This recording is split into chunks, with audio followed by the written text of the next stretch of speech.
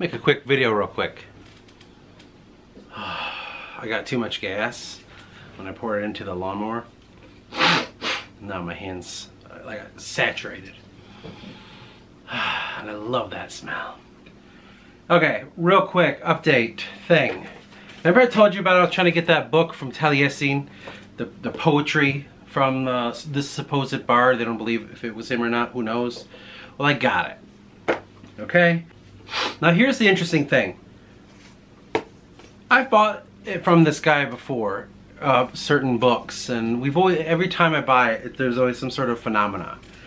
With the book, he wrote this down. Okay, that's in Welsh. And it says, the Handbook of the Tabernacle. The Handbook of the Tabernacle. The reason I got this book, because I was hoping to unravel something mentioned, Taliesin said, about his cauldron, the cauldron that exists in the unworld. At least that's how I understood it. Maybe I'll find a better thing behind it. And I always believed that the cauldron was some sort of source of God. Tabernacle, when I looked that up, because I don't know what the fuck a tabernacle is. So I looked that up, and it's like, I've heard it described as the dwelling place of God. Like something that he's in, I guess. I don't necessarily know what that means. And I'm like, hold on now. The cauldron, as I've heard mentioned so far in Celtic mythology, is like an unending, like the Dagd is unending source of food and shit from it. And Arthur was allowed to have from another kind of cauldron because it was only brave men can have from this, right? Brave men venturing into this other place and discovering this cauldron. Food, replenishing source. I've always connected that. Sounds like it's some sort of, I wouldn't say it necessarily is God, at least the way they describe it, but it seems to be very close to him. And then it fucking hit me. I'm like, wait a minute. 1 and 2, what's the third? What's the ternary to this situation? That's my fucking work. The mind of God, that place in which you can access inside of yourself that allows you to go to this dwelling place in which God resides. Tabernacle, cauldron, mind of God from my mythology. It all fucking makes sense. Now, he just happened to like fucking write this down and say it like, I don't even know if he's like some sort of druid from afar and he's trying to give me hints and shit. I don't understand.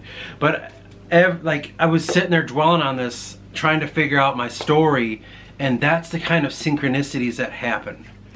Where I'm just handed things, literally. And the guy's like, hey, look, the Handbook of the Tabernacle is with this. And I'm like, what the fuck? Are you kidding me? I literally have to do this now. No, I literally have to do this. There's no other choice. I can't not take this. And so I'm gonna make the bold fucking claim. If this sounds stupid, then whatever. It probably does to a lot of people. But I'm making the bold claim that the Celtic idea, even though it's very interconnected, of the cauldron, is the very same as the Jewish idea of the tabernacle, which is the very same as the idea that I'm formulating from afar, which is the mind of God, the accessing point into the memory of God. And through that memory you can find his source, because his source is some sort of part of an essence that is a fragmentary emotional state which we consider to be spirits. That's all my speculation. I don't fucking know right now, but I just had to make this video and talk about this, because as soon as I saw that, I was like, I bet that's fucking something. And yeah, because I was looking, it's Taliesin, it's you know, the cauldron is the one main thing I remember him talking about in one poetic story. I don't remember if that was the Spoils of Maneuven. I think that it was, but I can't quite recall off the top of my head. I just had that image in me. And then I know what poetry is supposed to be, this like enigmatic thing that you can use and you can access certain things within the poetry. That's why it's written in such a way. It's coded in a sense. Not truly, but in a sense. I also know that poetry works as paying homage to Lord and shit. So I know there's divisions amongst it. I'm not an idiot here. I understand when it comes to patronage and all that shit. I'm talking about the other kind of poetry, that prophecy shit. So, and then it's so funny. I know this might sound really fucking stupid, but I've heard of a tabernacle, but I didn't know that's what that was. What's that one that I learned about in Christianity? Do they have a tabernacle too? Or do they call it something different? Remember I said that they're like discarded cookies inside of this bin or this big metal box, and I think that was a tabernacle, huh? Yeah, because it's the body of Christ, is it not? So that's what I'm saying. It's a fucking vessel. Now, can I tell you this part though? The reason that I'm attaching the cauldron to the tabernacle is because of the Gundestrap, or whatever the fuck it's called. Man, I really wish I was more professional, but that's just not who I am. The Gundestrap cauldron. Remember how on one side of the cauldron there's this dude either placing in or plucking out people in a cauldron?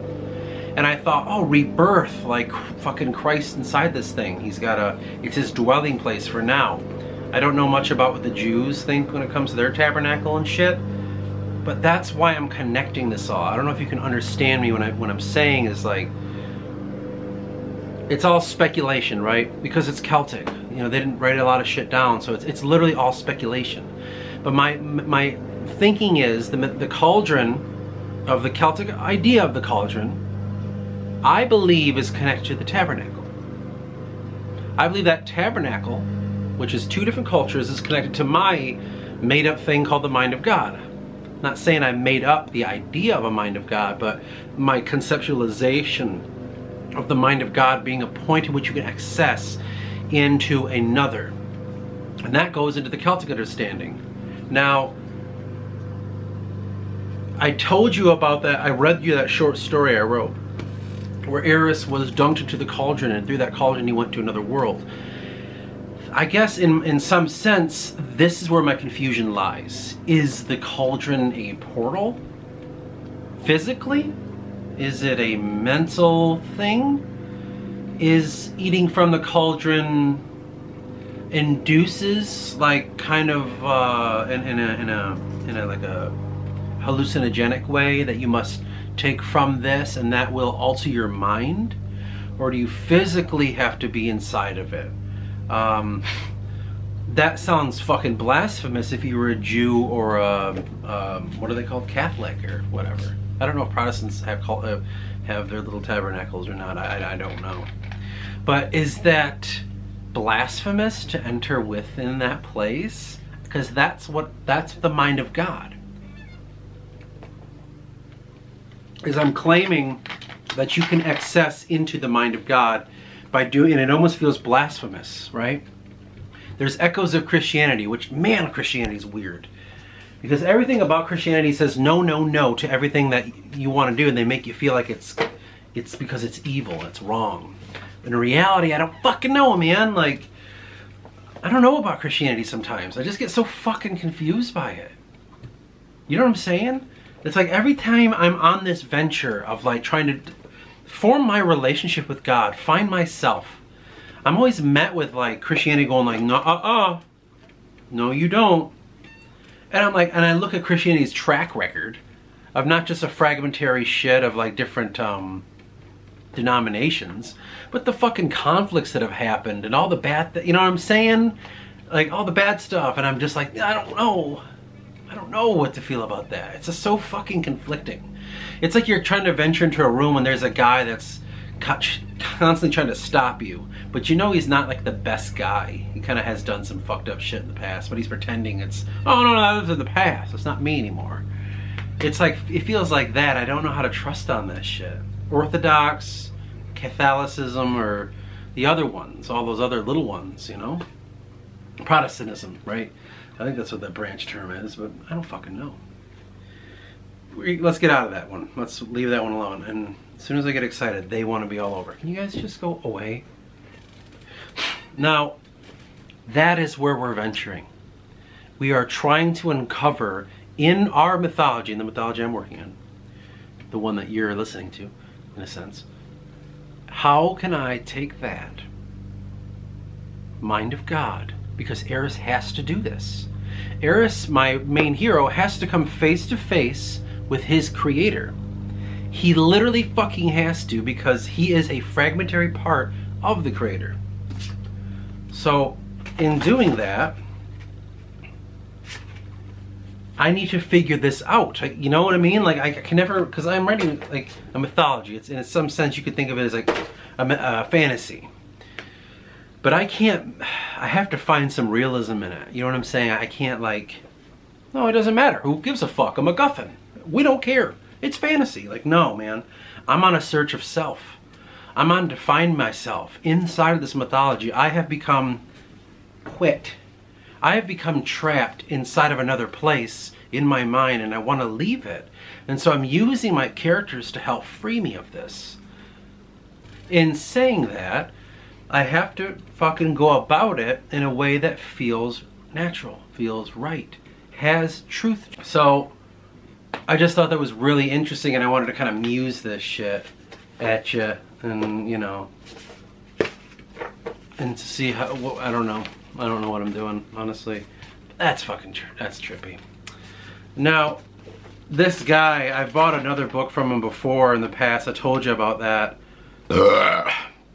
Maybe not the new people, but it was like, it was this one called The Candle of Vision by A.E. George William Russell, right? And it was signed in the front. Bitch. It was signed, and he's like, you realize you just bought this copy of this book? Because I told him I'm drawn to this book and I want it, and he said, you bought the book that is like the cornerstone of this shop that he had, in a sense. I don't remember how he worded it, but basically saying that that was her favorite book, the woman who I think originally opened the shop, and I had purchased the book that meant the most to her right out the gate. And he was like, wow, indeed you were drawn here, because he was asking me why I'm after these books, and I told him what I'm doing. The name of this shop, man, is called Three Geese in Flight Celtic Books. Bookshop and website. Man, oh fuck it, it's in LA, which is like across the country to me. I'm on the other side of the fucking country. And this is not my first rodeo having these trippy exchanges. Now, that might sound absolutely fucking bananas to somebody, but you have to really understand, when you're on the search, those synchronicities will find you, and it will guide you and move you on to where you're supposed to be. But we'll see. Maybe I'll make a follow-up to this at some point and dwell on the thoughts a little bit more, but this is just a fresh, out-the-gate feeling of what had just transpired. Anyway.